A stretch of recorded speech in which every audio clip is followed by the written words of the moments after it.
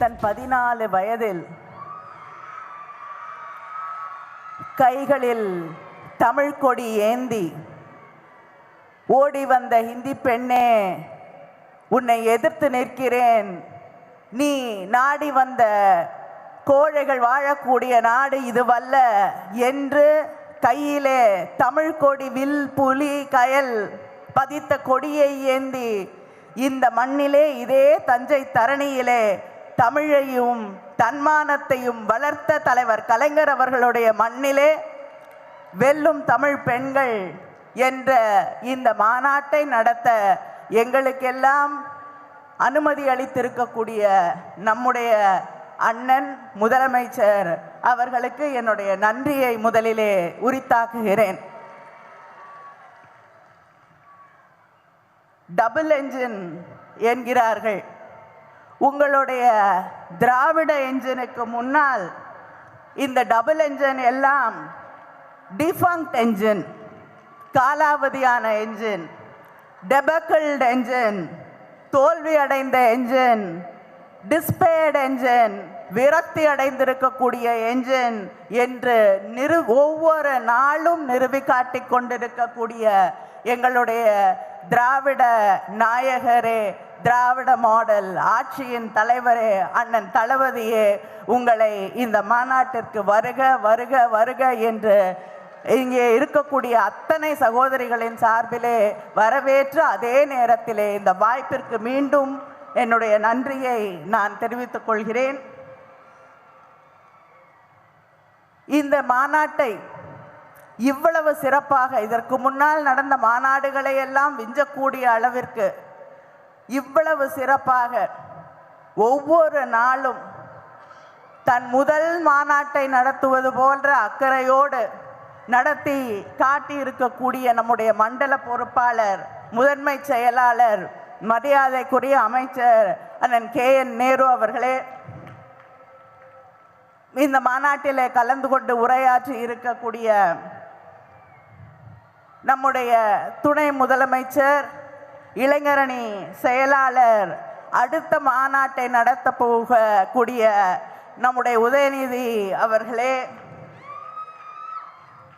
கழகத்தின் துணை பொதுச் செயலாளர்கள் அண்ணன் பொன்முடி அவர்களே, ராஜா அவர்களே, அமைச்சர் சாமிநாதன் அவர்களே, கழகத்தின் அமைப்பு செயலாளர் அண்ணன் RS பாரதி அவர்களே, முன்னாள் அமைச்சர் மரியாதைக்குரிய அண்ணன் பழனிமாணிக்கம் அவர்களே, TKS இளங்கோவன் அவர்களே, அமைச்சர்கள் MRK அவர்களே, SS சிவசங்கர் அவர்களே, அன்பில் மகேஷ் பொய்யாமொழி அவர்களே, ரகுபதி அவர்களே, CV கணேசன் அவர்களே, கோவி செழியன் அவர்களே, மெய்யநாதன் அவர்களே, கயல்வெளி அவர்களே, TRB ராஜா அவர்களே, இந்த நிகழ்ச்சியிலே கலந்து கொண்டிருக்கக்கூடிய எங்களுக்கெல்லாம் வழிகாட்டியாக இருக்கக்கூடிய அம்மையார் கால் மார்க்ஸ் அவர்களே, மகளிரணி தலைவர் அம்மையார் விஜயா தாயன்பன் அவர்களே, மகளிரணி செயலாளர் ஹெலின் டேவிட்சன் அவர்களே, மகளிர் தொண்டரணி செயலாளர் நாமக்கல் ராணி அவர்களே, இணை செயலாளர்கள் குமரி விஜயகுமார் அவர்களே, தமிழரசி அவர்களே, இந்த மாநாட்டு வெற்றிக்காக ஒவ்வொரு நாளும் இரவும் பகலும் பாடுபட்டு உழைத்திருக்கக்கூடிய நம்முடைய மாவட்ட கழகத்தின் செயலாளர்கள் துரை சந்திரசேகர் அவர்களே, பூண்டி கலைவாணன் அவர்களே, காடிவெட்டி தியாகராஜன் அவர்களே, வைரமணி அவர்களே, அன்பழகன் அவர்களே, ஜெகதீசன் அவர்களே, நிவேதிதா முருகன் அவர்களே, செல்லப்பாண்டியன் அவர்களே, கௌதமன் அவர்களே, பழனிவேல் அவர்களே, இந்த நிகழ்ச்சியிலே கலந்து கொண்டிருக்கக்கூடிய அன்பகம் கலை அவர்களே, நாடாளுமன்ற உறுப்பினர்கள், நேற்று கூட இரவு 4 மணி வரை இங்கே பணியாற்றிவிட்டு வீடு சென்று மறுபடியும் காலை பணிகளை தொடங்கி உறுதுணையாக நின்று அமைச்சருக்கு இந்த மாநாட்டு பணிகளை எல்லாம் நடத்தி இருக்கக்கூடிய முரசொலி அவர்களே, அருண் நேரு அவர்களே, மரியாதைக்குரிய கல்யாண சுந்தரம் அவர்களே, சட்டமன்ற உறுப்பினர்களே, இங்கே நம்முடைய அண்ணன் தளபதி அவர்களுடைய வாகனத்திற்கு முன்னால் வண்டி ஓட்டி வந்த மாலதி அவர்களே, யாழினி அவர்களே, நிகழ்ச்சியை தொகுத்து வழங்கி கொண்டிருக்கக்கூடிய ரேகா பிரியதர்ஷினி அவர்களே, மேடையில் இருக்கக்கூடிய மகளிர் அணியுடைய மகளிர் தொண்டர் அணி நிர்வாகிகளே, இந்த நிகழ்ச்சியிலே கலந்து கொண்டிருக்கக்கூடிய கழகத்தின் மூத்த முன்னோடிகளே, முன்னணி செயல் வீரர்களே, மாநாட்டிற்கு வந்திருக்கக்கூடிய மகளிர் அணி அமைப்பாளர்களே, பொறுப்பாளர்களே, வலைதளத்திலே பொறுப்பேற்றிருக்கக்கூடிய சகோதரிகளே, ஊடகத்துறையை சார்ந்த தோழர்களே, தோழியரே, ஆழ்கடல் ஆர்ப்பரித்து நீல ஆடை விடுத்து கருப்பும் சிவப்பும் தரித்து ஓடி வந்து புகுந்தது போல் கூடியிருக்கும் மகளிர் அணி சிங்க பெண்களே, உங்கள் அத்தனை பேருக்கும் என்னுடைய வணக்கத்தை, நன்றியை தெரிவித்துக் கொள்கிறேன். வெல்லும் தமிழ் பெண்கள் என்ற இந்த மாநாட்டை இரண்டாவது மாநாடாக தஞ்சை தரணியிலே நடத்தக்கூடிய வாய்ப்பை நம்முடைய முதல்வர், கழக தலைவர் அண்ணன் அவர்கள் நமக்கு அளித்திருக்கிறார்கள். இதற்கு முன்னால் கொங்கு மண்டலத்திலே இதே போல ஒரு மாநாடு நடைபெற்றது. அந்த மாநாட்டின் எழுச்சி அதை விஞ்சக்கூடிய அளவிற்கு எழுச்சியோடு, தஞ்சாவூர்னா என்ன, யாருக்கும் குறைந்தவர்கள் இல்லை, எல்லாரையும் தாண்டி நிற்கக்கூடியவர்கள் என்று காட்டக்கூடிய அளவிற்கு எழுச்சியோடும் அதே ஆர்வத்தோடும் இங்கே இந்த மாநாட்டை நாம் நடத்தி கொண்டிருக்கிறோம். இங்கே பல பேர் பல கனவுகளோடு பல்வேறு திசைகளில் இருந்து தமிழ்நாட்டை நோக்கி படையெடுத்து கொண்டிருக்கிறார்கள். உள்ளூர்ல இருந்தும் சில பேர் படையெடுத்துட்டு இருக்காங்க. சரி, நமக்கு ஏதாவது வாய்ப்பு கிடைக்குமா பார்க்கலாம் என்று. ஆனால் இங்கே இருக்கக்கூடிய கூட்டம் அவர்களுக்கு பாடம் சொல்லி தந்திருக்கும். இது தளபதியின் படை, நம்முடைய முதலமைச்சரின் படை, நம்முடைய கழக தலைவர் அண்ணன் ஸ்டாலின் அவர்களுடைய படை. இது வேறு எங்கேயும் எந்த பக்கமும் திரும்பாது. இது இங்கே மட்டும்தான் வரும், கூடும், ஓட்டு போடும். ஏன்னா தமிழ்நாட்டு மக்கள் தெளிவானவர்கள். எங்க கை தட்டணும், எங்க பார்க்கணும், எங்க விலகி இருக்கணும், எந்த பக்கமே போகாம இருக்கணும் அப்படின்னு தெரியும். அதை விட புத்திசாலிகள் தமிழ்நாட்டில் இருக்கக்கூடிய பெண்கள். வாய் சவடாலாம் விட்டு ஆட்சி நடத்த முடியாதுன்னு தெரியும் உங்களுக்கு. நம்முடைய முதலமைச்சர் அவர்களால் மட்டும்தான் பெண்களுக்கான ஆட்சி, பெண்களை முன்னேற்றக்கூடிய ஆட்சி, பெண்களின் எதிர்காலத்தை பற்றி அக்கறை இருக்கக்கூடிய ஆட்சியை நடத்த முடியும் என்று அவர்களுக்கு தெரியும். யாரையும் நம்பி ஏமாந்து போகக்கூடியவர்கள் இல்லை தமிழ் பெண்கள். யாரால கொடுத்த வாக்குறுதியை காப்பாற்ற முடியும்னு அவங்களுக்கு தெரியும். யார் வேணாலும் சொல்லலாம், நான் 10,000 கொடுக்குறேன், 8,000 கொடுக்குறேன், 2,000 கொடுக்குறேன், பேரை மாற்றி குலவிளக்கு திட்டம்னு சொல்லலாம். என்ன விளக்கு திட்டமாக இருந்தாலும் ஒன்றும் வராதுன்னு தெரியும். ஏன்னா இதுக்கு முன்னாடியே ஸ்கூட்டி கொடுக்குறேன் நாங்கள், வந்துதா? வரல. அதே போல குலவிளக்கும் வீட்டுக்கு வராது என்று தெரியும். ஆனால் உங்கள் மகளிர் உரிமை தொகை ஒவ்வொரு மாதமும் உங்கள் வீடு கதவுகளை தட்டி வரும் என்று தெரியும். ஆட்சி பொறுப்பை ஏற்றுக்கொண்ட அன்றே விடியல் பயணத்திற்கு கையெழுத்திட கூடிய முதலமைச்சர் நம்முடைய முதலமைச்சர் அவர்கள் மட்டும்தான் என்று தெரியும். நம்ம வீட்டு பிள்ளைங்க படிக்கணும், பெண்கள் படிக்க வேண்டும் என்பதற்காக புதுமை பெண் திட்டத்தை கொண்டு வந்து நடத்தி கொண்டிருக்கக்கூடிய முதலமைச்சர், நடத்த முடியும் என்று காட்டக்கூடிய முதலமைச்சர் நம்முடைய முதலமைச்சர் மட்டும்தான். அதனால இதையெல்லாம் தெளிவாக நம்முடைய பெண்கள் உணர்ந்திருக்கிறார்கள். அதனால எந்த பக்கமும் திரும்பி கூட பார்க்க அவங்க தயாராக இல்லை என்பதை இந்த மாநாடு பல கனவுகளோடு தமிழ்நாட்டை நோக்கி வந்து கொண்டிருக்கக்கூடியவர்களுக்கு நிச்சயமாக தெளிவுபடுத்தும். பத்தலைன்னா இன்னொரு மாநாடு கூட போட்டு காட்டுறோம். தயவுசெய்து உங்க நேரத்தை வீணாக்காதீங்க. அது மட்டும் இல்லை, வரும் பொழுதெல்லாம் டபுள் என்ஜின் அதுதான் இந்த நாட்டுக்கு நல்ல என்ஜினுங்கிறாங்க. எனக்கு தெரிஞ்ச அந்த என்ஜின் என்னைக்குமே வேலை செய்ய அது என்ஜினாக தான் இருக்கு, ரிப்பேர் மாடல் என்ஜினாக தான் இருக்கு. நான் சொன்னது போல டெபக்கிள் என்ஜினாக தான் இருக்கு, தேராத என்ஜினாகத்தான் இருக்கிறது. ஏனென்றால் நம்முடைய திராவிட மாடல் என்ஜினை எடுத்துக்கொள்ளுங்கள்.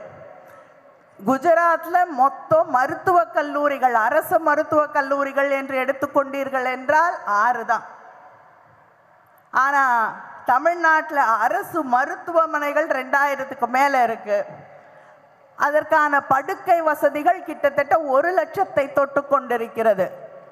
உத்தரப்பிரதேசத்தில் பார்த்தோம், கோவிட் நேரத்தில் அங்கே மக்களை மருத்துவமனைக்குள்ள அனுமதிக்க கூட முடியலை. வெளியில் ஆட்டோலையும் வண்டிலையும் டிராக்டர்லையும் படுத்து கிடந்தார்கள். 1 லட்சம் படுக்கை வசதிகள் மக்களுடைய ஆரோக்கியத்திற்காக, நலனுக்காக சாதித்து காட்டி இருக்கக்கூடிய ஆட்சி திராவிட என்ஜின் ஆட்சி. அதே போல தமிழ்நாட்டில் தான் தொழில் வளர்ச்சி அதிகம். கிட்டத்தட்ட 38,000 தொழிற்சாலைகளுக்கு மேல் இருக்கக்கூடிய மாநிலம் தமிழ்நாடு. அதுல உதய் பேசும் பொழுது குறிப்பிட்டது போல அந்த தொழிற்சாலைகளில் வேலை செய்யறதுல 42% பெண்கள். தமிழ்நாடு தான் மின்னணு ஏற்றுமதியில முதலிடம், ஜவுளி ஏற்றுமதியில முதலிடம் இருப்பது தமிழ்நாடு. வேற எந்த என்ஜினும் டபுள் என்ஜினும் இந்த சாதனை எல்லாம் செய்யவில்லை.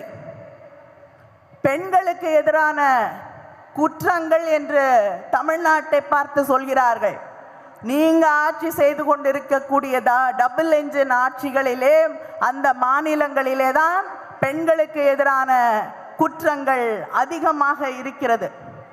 அதை தாண்டி சமூக மேம்பாட்டு குறியீடு, சோஷியல் ப்ராக்ரஸ் இண்டெக்ஸ், அது ஒரு மாநிலத்தில் இருக்கக்கூடிய மக்களுடைய அடிப்படை தேவைகள், தண்ணீர், காற்று, வீடு, அடிப்படை உரிமைகள், கல்வி போன்ற அடிப்படை உரிமைகள், அவங்களுடைய உடல் ஹெல்த் இண்டிகேட்டர்ஸ், இது மக்களுடைய பாதுகாப்பு, கருத்தை வெளிப்படுத்தக்கூடிய உரிமை, இதையெல்லாம் கணக்கில் எடுத்துக்கொண்டு கணிக்கக்கூடியதுதான் சோஷியல் ப்ரோக்ரஸ் இண்டெக்ஸ், சமூக மேம்பாட்டு குறியீடு.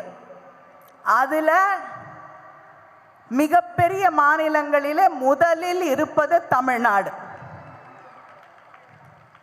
எல்லாத்தையும் சேர்த்து ஒருங்கிணைச்சாலும் முதல்ல இருக்கிறது தமிழ்நாடு. பெரிய மாநிலங்களை கணக்கு எடுத்துக்கிட்டீங்கன்னா, அதுக்கு முன்னாடி இருந்தீங்கன்னா புதுச்சேரி, கோவா போன்ற சின்ன சின்ன மாநிலங்கள் நமக்கு முன்னாடி இருக்கலாம். ஆனால் பெரிய மாநிலங்களில் முதல்ல இருக்கிறது தமிழ்நாடு தான். உங்களுடைய டபுள் என்ஜின் இருக்குல்ல, உத்தரப்பிரதேசம், மத்திய பிரதேசம், ராஜஸ்தான் எல்லாம், அது எங்க வருது தெரியுமா? 30, 31, 32, 33 இறங்கிக்கிட்டே போகுது. இதுதான் டபுள் என்ஜின் செய்திருக்கக்கூடிய சாதனை. அதே போல இங்க 23ஆம் தேதி மிகப்பெரிய அளவிலே நம்முடைய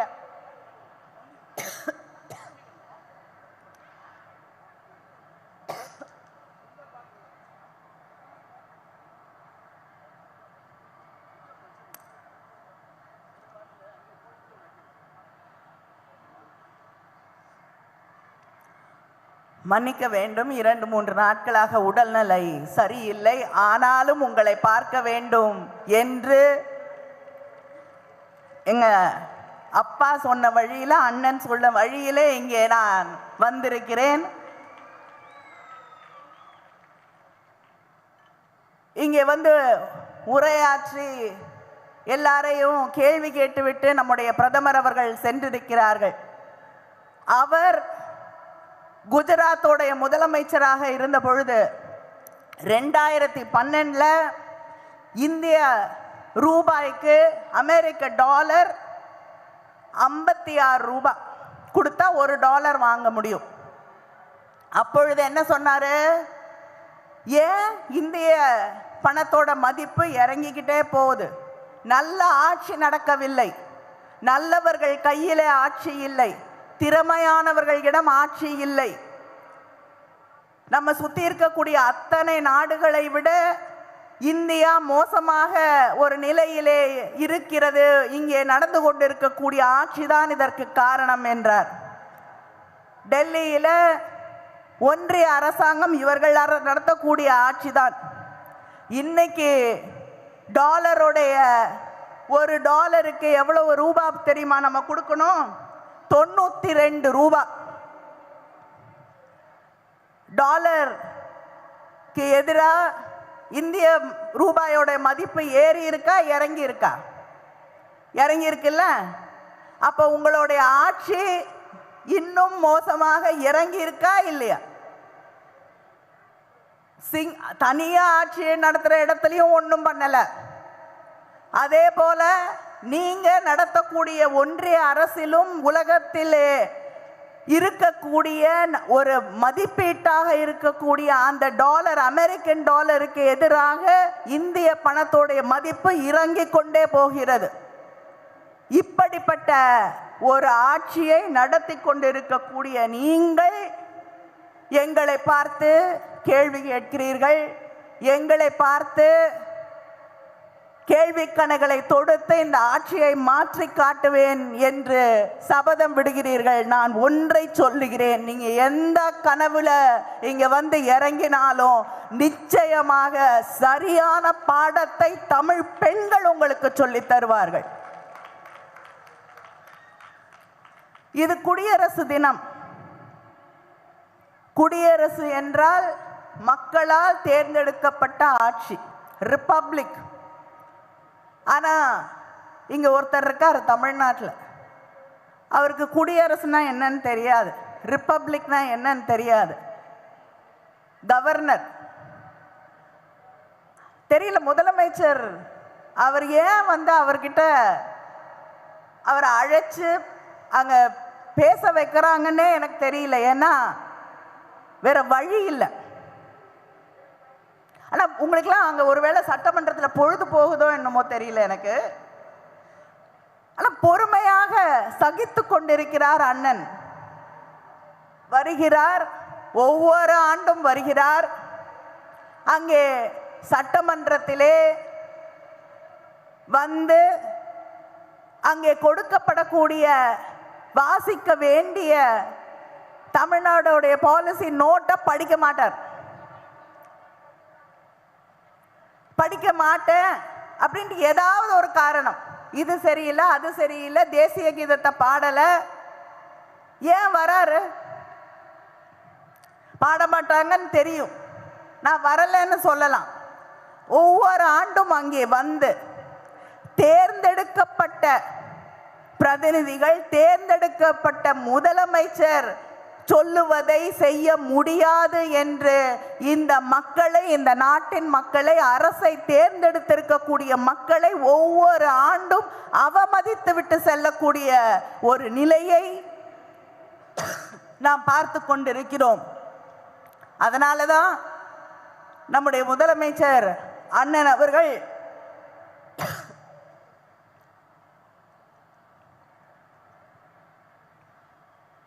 இத படிக்கவே வேண்டாம், கவர்னர்கள் இதை படிக்கவே வேண்டாம் அப்படின்னு சொல்லி மாற்றம் கொண்டு வர வேண்டும் என்று கான்ஸ்டிடியூஷனை மாற்றணும் அப்படின்னு தீர்மானம் கொண்டு வந்திருக்கிறார்கள்.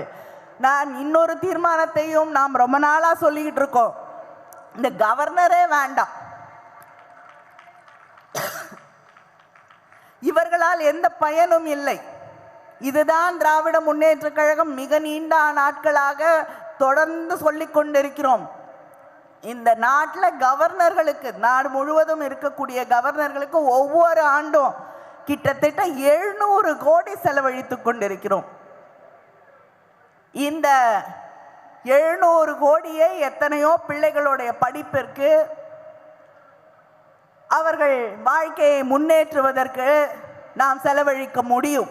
ஆனால் ஒவ்வொரு ஆட்சியையும், பிஜேபி இல்லாத ஆட்சியையும் கஷ்டப்படுத்த வேண்டும், அந்த மாநிலத்தை சேர்ந்த மக்களை அசிங்கப்படுத்த வேண்டும், அவமானப்படுத்த வேண்டும் என்று இந்த கவர்னர்களை அங்கே இருக்கக்கூடிய ஒன்றிய அரசாங்கம் பயன்படுத்தி கொண்டிருக்கிறது. பிரதமர்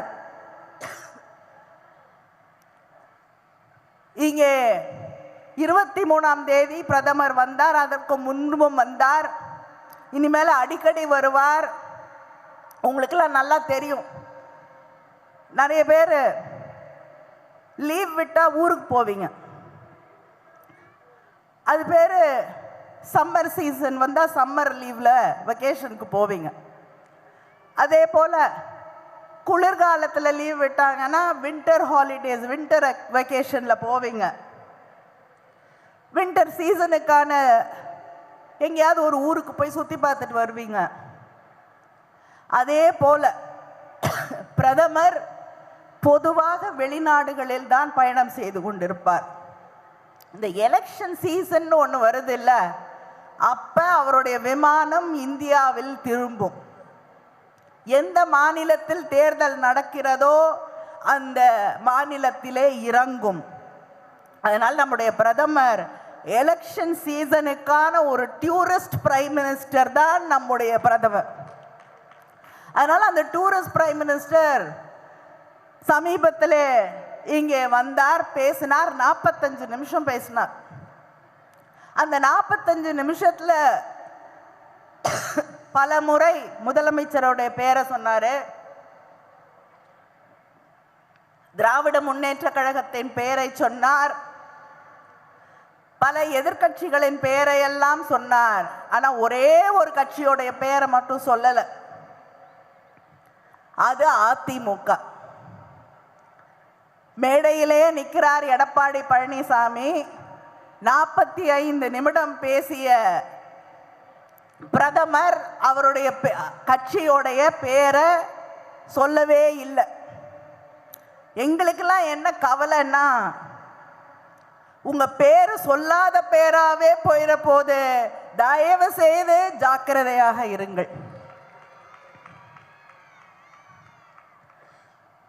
அப்படி ஒரு கட்சியின் பெயரையே நிராகரிக்கக்கூடிய இடத்தில் நீங்கள் கூட்டணி வைத்துக் கொண்டிருக்கிறீர்கள். தொடர்ந்து தமிழ்நாட்டுக்கு துரோகம் செய்து கொண்டிருக்கிறீர்கள். இப்பொழுது உங்களை ஆளாக்கிய இயக்கத்திற்கு, கட்சிக்கு துரோகம் செய்து கொண்டிருக்கிறீர்கள். பழனிசாமி அவர்களே, மக்கள் நிச்சயமாக பார்த்து கொண்டிருக்கிறார்கள். எந்த காலகட்டத்திலும் உங்களை மன்னிக்க மாட்டார்கள் என்பதை நீங்கள் புரிந்து கொள்ள வேண்டும். பல முறை இங்கே வரப்போகிறார் பிரதமர், சில கேள்விகளுக்கு பதில் சொல்லிவிட்டு வந்தார் என்றால் நன்றாக இருக்கும். நம்முடைய தமிழ்நாட்டு குழந்தைகளுக்கு தர வேண்டிய நிதி கிட்டத்தட்ட 2500 கோடிக்கு மேலே, அதை எப்போ கொடுப்பாருன்னு சொல்லிட்டு வந்தார்னா நல்லா இருக்கும். அதே போல நமக்கு தர வேண்டிய ஹொசூர் விமான நிலையத்தை எப்பொழுது தந்துவிட்டு வருவார் என்று சொன்னால் நன்றாக இருக்கும். வெள்ள நிவாரணத்திற்காக முதலமைச்சர் கடிதம் எழுதியிருக்கிறார், பல முறை நிவாரண நிதி தர வேண்டும் என்று கேட்டிருக்கிறார். அதை எப்பொழுது தருவீர்கள் என்று சொல்லிவிட்டு வந்தீர்கள் என்றால் நன்றாக இருக்கும். முதலமைச்சர் அவர்கள் பல முறை இந்த கேள்வியை எழுப்பி இருக்கிறார்கள். டீலிமிட்டேஷன் வந்தால் தமிழ்நாட்டுக்கு பாதிக்கு இருக்குமா இருக்காதா, எங்களுடைய எம்பிக்களுடைய எண்ணிக்கை குறையுமா அப்படியே இருக்குமா என்று ஒரு பதிலை சொல்லுங்கள் என்று கேட்டார். இதுவரை பதில் இல்லை. வரும்போது அதற்கு பதிலோடு வாருங்கள் பிரதமர் அவர்களே. தமிழ் மீது திடீரென்று அக்கறை வந்தது போல் பேசுகிறீர்களே. இதுவரைக்கும் சமஸ்கிருதத்துக்கு 2500 கோடி செலவு செய்திருக்கிறீர்கள், தமிழுக்கு 167 கோடி செய்திருக்கிறீர்கள். அந்த இரண்டையும் ஒன்றாக்கி விட்டு வாருங்கள் பிரதமர் அவர்களே. தொடர்ந்து தமிழ்நாட்டின் திட்டங்களை நிறுத்த, தமிழ்நாட்டுக்கு தர வேண்டிய நிதியை நிறுத்திவிட்டு இங்கே சீசனுக்கு சீசன் வந்து இங்கே தேர்தல் பிரச்சாரம் மட்டும் செய்துவிட்டு தமிழ்நாட்டு மக்களை வஞ்சித்து கொண்டே இருக்கக்கூடியவர்களோடு கூட்டணி வைத்து கொண்டிருப்பவர்கள் யார் என்பதை தமிழ்நாட்டு பெண்கள் புரிந்து கொண்டிருக்கிறார்கள்.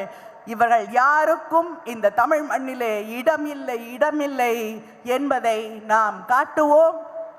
இங்கே இருக்கக்கூடிய ஒவ்வொரு சகோதரியும் ஒரு தேர்தல் பிரச்சார பீரங்கியாக ஒவ்வொரு வீடாக தேடி சென்று நம்முடைய சாதனைகளை சில புரியாதவர்கள் இருந்தால் அவர்களிடம் எடுத்து சொல்லுங்கள், அவர்களுடைய எதிர்காலத்தை பாதுகாத்துக் கொள்ள சொல்லுங்கள். நன்றி, வணக்கம். உடனுக்குடன் செய்திகளை தெரிந்து கொள்ள சன் நியூஸ் பெல் ஐகானை கிளிக் பண்ணுங்க.